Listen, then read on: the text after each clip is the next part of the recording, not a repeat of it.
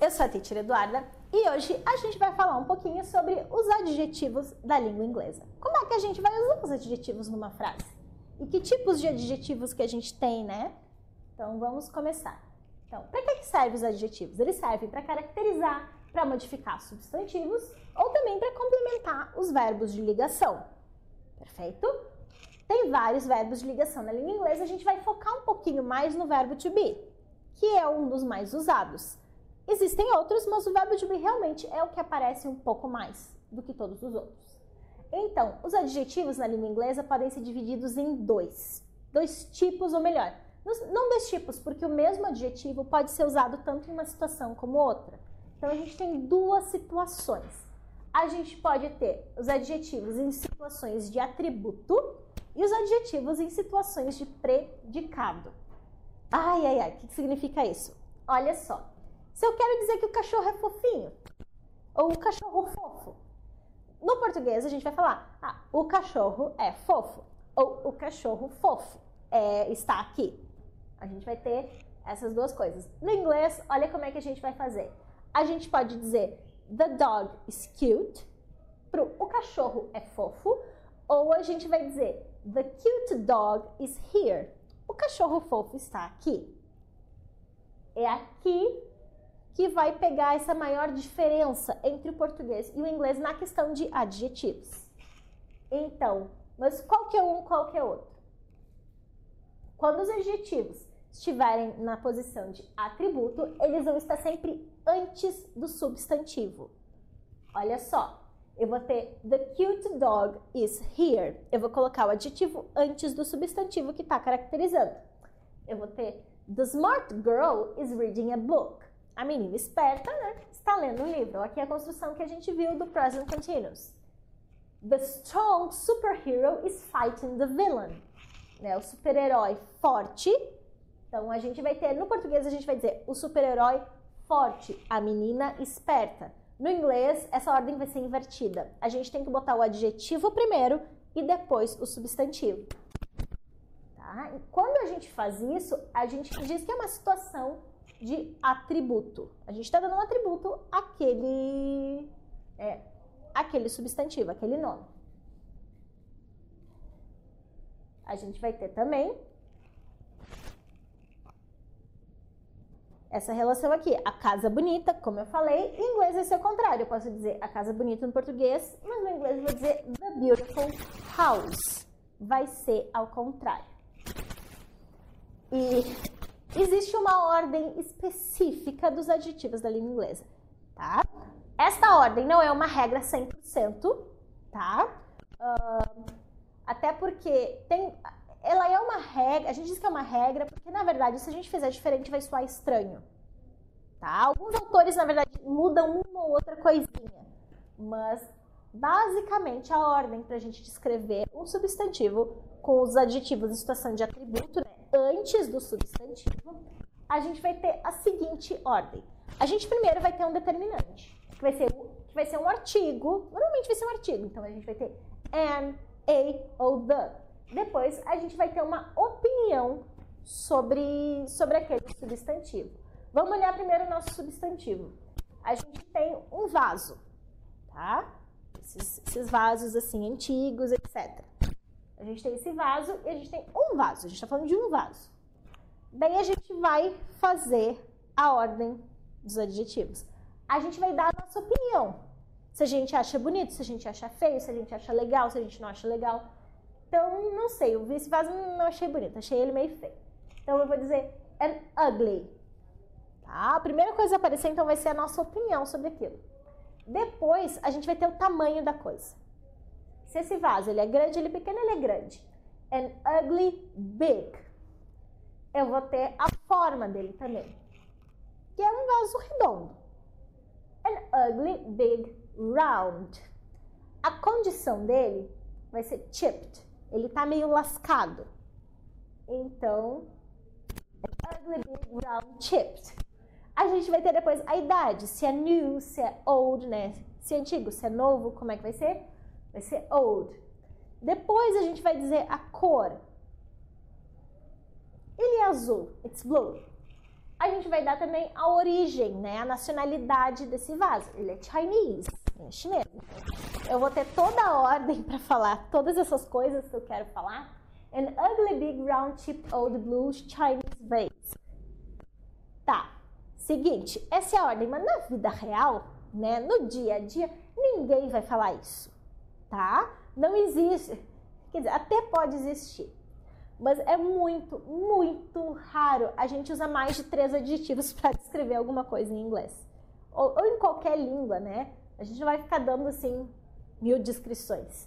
Principalmente no inglês, que vai vir tudo antes do substantivo. A gente normalmente vai usar 3. Quais são os mais comuns que a gente usa? A gente usa origem, a gente usa cor, a gente pode usar a idade, a opinião, o tamanho também. O importante é a gente lembrar que a gente vai dizer, por exemplo, um big blue vase. A gente não pode dizer um blue big vase. Isso soa muito estranho, ok? Então a gente não precisa decorar isso também. É difícil aparecer alguma coisa pedindo para escolher a ordem certinha dos adjetivos. Mas é uma coisa que, conforme a gente vai lendo textos, a gente vai perceber que acontece. E é uma ordem que vai soar natural. A mesma coisa, eu vou dizer um round blue vase, eu não vou dizer um blue round vase. Ele vai soar estranho também. Ok? Lembrando, normalmente a gente usa 2, 3 adjetivos no máximo, a gente não vai usar tudo isso. Okay? É só para vocês verem essa ordem maluca que inventaram, que a gente tem que seguir para fazer uma descrição enorme assim, mas isso praticamente nunca vai acontecer. A outra situação de adjetivo é quando eles são predicados, é quando estão em situação de predicado, ou seja, que eles vão estar depois do verbo de ligação, eles vão ser o complemento desse verbo de ligação. Então, eu vou ter um verbo de ligação aqui, o verbo to be, que daí é a frase, the dog is cute. The girl who is smart is reading a book. The superhero is strong and is fighting the villain. Daí eu vou ter o verbo de ligação, verbo to be, e depois o adjetivo que a gente pode usar na frente ou depois do verbo to be. Na frente, lembrando, na frente do substantivo. Se a gente quiser usar um verbo de ligação, a gente vai colocar depois do verbo de ligação. A gente vai ter também adjetivos terminados em ed e ing. Tá, o que é isso? Quando a gente tiver adjetivos que terminam em ing, eles vão ser a causa da experiência, a causa da emoção. E quando a gente tiver eles terminados em ed, é quem vai ser, a gente está dizendo que é quem experiencia aquela emoção. Vamos ver o que isso significa? Eu posso dizer an interesting person ou an interested person. Qual vai ser a diferença? Aqui, ela é uma pessoa interessante.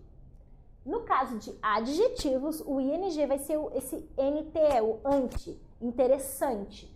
Aqui eu vou dizer que ela é uma pessoa interessada. São 2 coisas diferentes. Vamos prestar atenção nisso. Esse ed é a forma, na verdade, do particípio passado do verbo de interest, to have an interest.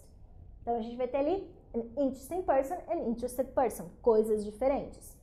Agora eu posso dizer the person is interesting. A pessoa é interessante, né? Que vai ser correspondente aqui. Mas eu posso dizer que the person is interested, que ela é interessada, está interessada. Ela está interessada no quê? Num filme. Né? Ela está interessada em um filme. Esse ed vai ser esse ado. Então a gente faz essa relação. Interessante, interessado. Vai ser diferente o que a gente está querendo dizer. Eu vou usar aqui o terrified, né? Aterrorizante. I was terrified of the movie. Eu estava apavorada com esse filme, eu estava aterrorizada por ele. Ou eu posso dizer que the movie was terrifying. O filme que era aterrorizante. Ele que vai causar essa sensação, essa emoção aqui. Vai ser essa relação do ing com o ed. Eu vou dizer também, a terrifying movie é um movie, um filme aterrorizante. Se eu digo que a terrified person, ela não é terrifying, ela não é aterrorizante, ela está aterrorizada. Então, prestar atenção nessa relação que nem sempre vai significar a mesma coisa, mesmo sendo o mesmo adjetivo.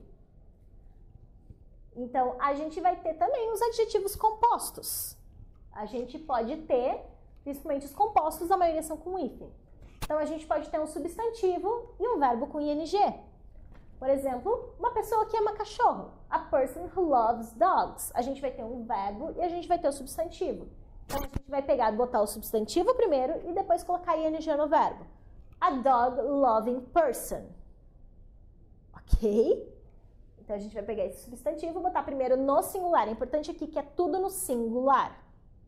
Ok? Então, singular e pega o verbo e coloca ing. A gente pode ter um substantivo e a gente pode ter um verbo com ed juntos. Então, ali, a horror movie filmed by amateurs. É um filme de terror filmado por amadores. Eu vou ter primeiro o substantivo no singular, an amateur, o hífen e o verbo com ed, filmed. Aqui ele já estava, né, com ed, então não precisa fazer nenhuma modificação, é só colocar o hífen e copiar. Daí fica an amateur filmed horror movie. Então aqui a gente tem vários, detalhe, aqui a gente já tem vários adjetivos. A gente tem o amateur filmed e horror, porque horror é o adjetivo que está caracterizando esse filme, ele é um filme de terror. Não só filme de terror, ele é um filme de terror filmado por amadores. Então, viu? Aqui a gente já tem um pouco mais de adjetivos. A gente pode ter um advérbio de intensificação, né, um intensificador, e um verbo com ed. Eu posso dizer que um ator que, né, as pessoas gostam muito dele. An actor that is much loved. E eu posso ter a much loved actor. Eu só vou juntar os dois e colocar um if. Opa! O que mais que eu posso fazer? Eu posso pegar um outro advérbio que não seja intensificador e colocar com um verbo no ing. Por exemplo, um carro que se move muito devagar. Eu posso dizer que é a slow moving car. Vai ser a mesma coisa. Então, eu vou pegar primeiro o advérbio, eu vou colocar o hífen e depois colocar esse verbo aqui com ing. Slow moving car. Eu posso fazer essa adjetivação com números. Eu posso dizer que ele tem 28 anos de idade. He is 28 years old. Mas se eu quiser dizer que ele é um homem de 28 anos de idade, eu vou fazer o seguinte. He is, daí a, que né, um homem. Daí a gente vai colocar um número, um hífen, o year no singular, não pode estar no plural, tracinho e old, 28 year old. Essa construção aqui é extremamente comum em inglês. E essas construções de adjetivos compostos também são muito comuns. Claro, por isso estou trazendo ela aqui para vocês. A gente pode ter também substantivos com particípios irregulares. Eu botei um asterisco ali, porque, bom, a gente ainda não viu questão de particípios, né? Na verdade, o ed é o particípio passado regular. A gente vai ter os irregulares, mas eu trouxe, por exemplo, eu posso dizer que é um bolo que foi feito em casa, né? A cake that was made at home.